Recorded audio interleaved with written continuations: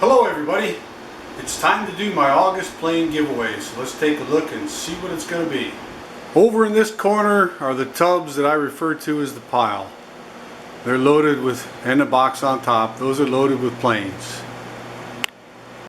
I searched through the tubs looking for a number 4 because the last video was a number 3 and I had a couple suggestions that it would only be logical that number 4 is next. So that's what I did. I wanted either a sweetheart or an old one. And the first one I came to was this old one right here.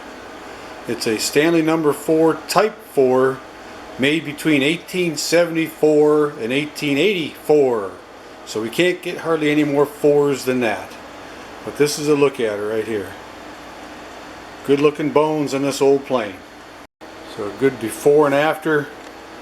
I like the low beaded knobs on these early planes. It's a pre-lateral. They have the notch at the top of the iron instead of at the bottom. No lateral adjustment. Stanley didn't start to put numbers on until I believe it was Type 5, so you don't find a number on the front of your plane. And Stanley didn't do corrugations back then. That also started with later type. So there's a good look at the frog. Being a pre-lateral, and if we were to look inside that depth adjustment knob, it's got patent dates inside there. The book value of this old plane on the high end is somewhere in the neighborhood of $150. Well, time to break it down.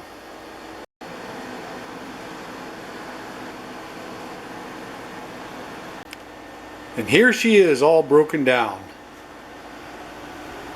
One of the things that you'll note on these older planes is the depth adjustment knob. It isn't a left-handed, it's right-handed like the regular threads. The nuts that hold the tote knob in place aren't the same length what they are on the more modern planes. So that's a couple notable differences. A really nice thing about this old plane is the length of that iron. I haven't measured it, and I don't think I have to. It looks like it's as close to full length as you're ever going to get for something that's made in 1874. So this is a really nice plane, and it should make a great prize. So first thing I want to do is clean up the Japan pieces. To do that, I'm going to use simple green and a toothbrush, hot water, and my deep sink. And with the deep sink done, we can see that a fair amount of the Japanning has survived the last 140 years on the base, and the same holds true for the frog.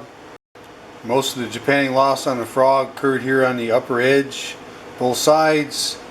The back looks good, but as you can see, like almost every plane I get my hands on, white paint on the frog and also white paint on the base. So what I'm going to do is take a dental pick to that and carefully pick off the white paint as much as I can. I'm going to follow that up with some steel wool over the whole thing, 3 or 4/0, and then we'll take another look at it, see how she looks. I've gone over the base in the frog with the 4/0 steel wool and the dental pick, removed the paint, and used the steel wool to get rid of the surface rust that's mixed in with the Japanning. So those parts are looking pretty good right now.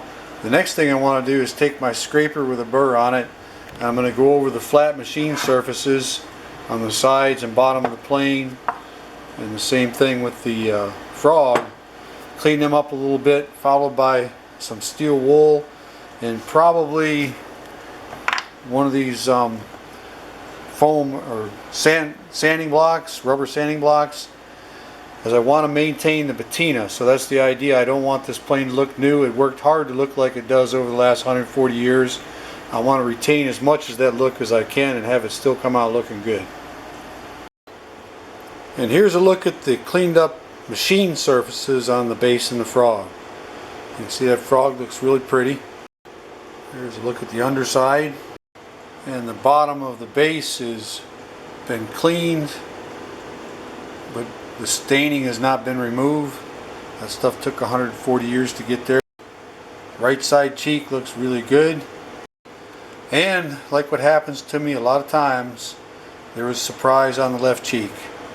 Couldn't see it before you cleaned it, but right there you can see there is a crack in the cheek, and there's a hint of an owner's mark on there too.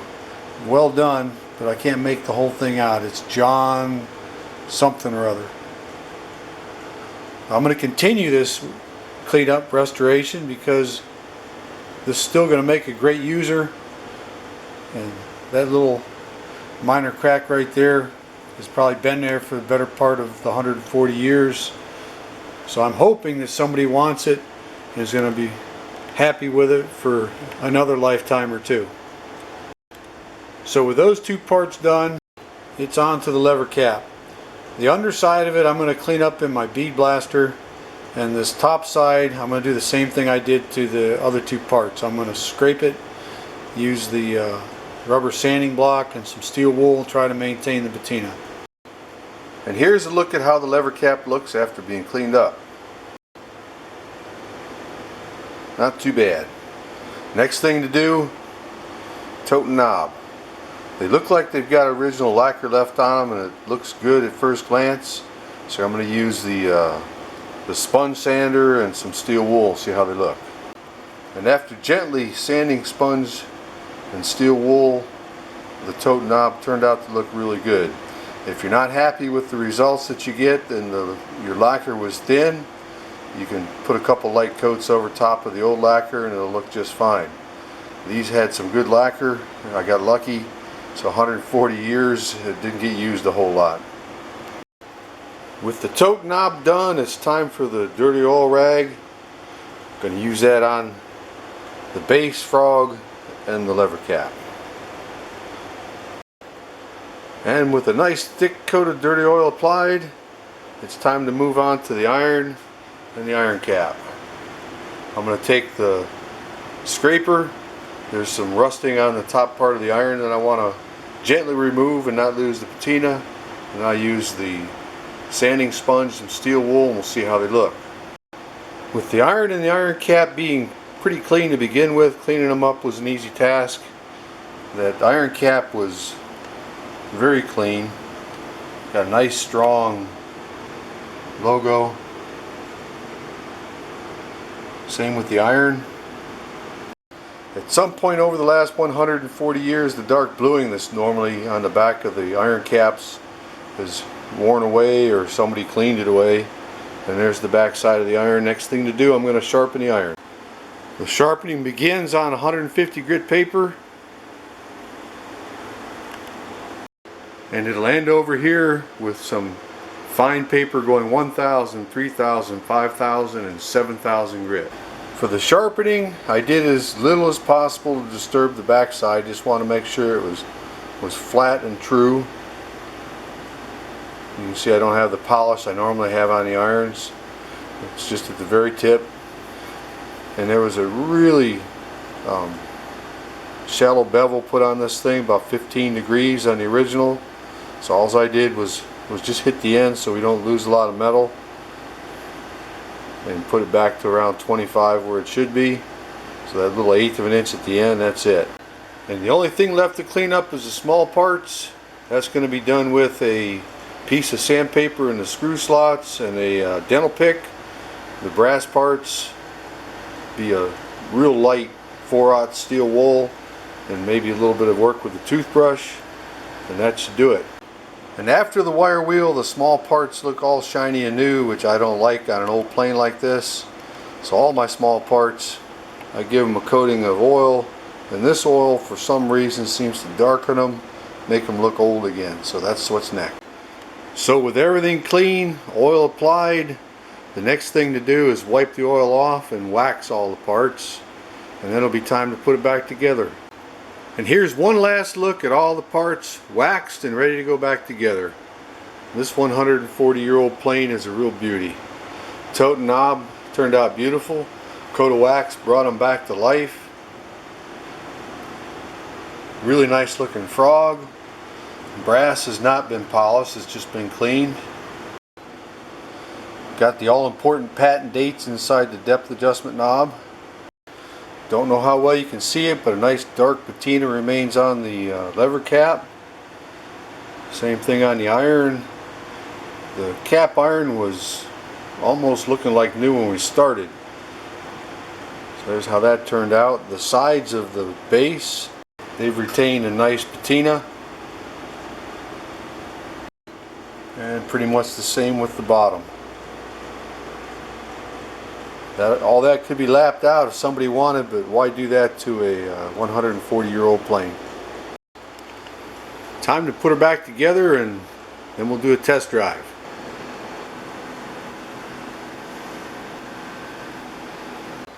And there she is, all done. Isn't that a nice looking old plane? We got to get a look at this one all the way around.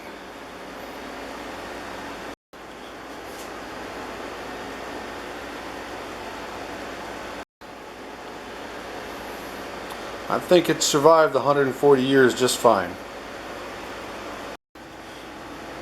The only thing left to do with this old plane is give it a test drive. For the test drive, I'll be using a 3/4 inch piece of walnut.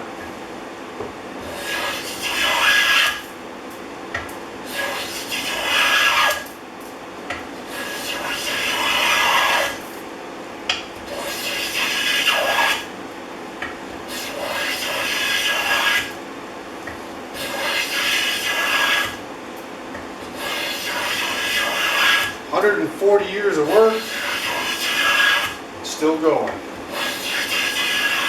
Just imagine how many workshops this old plane's been in and the history that it's seen.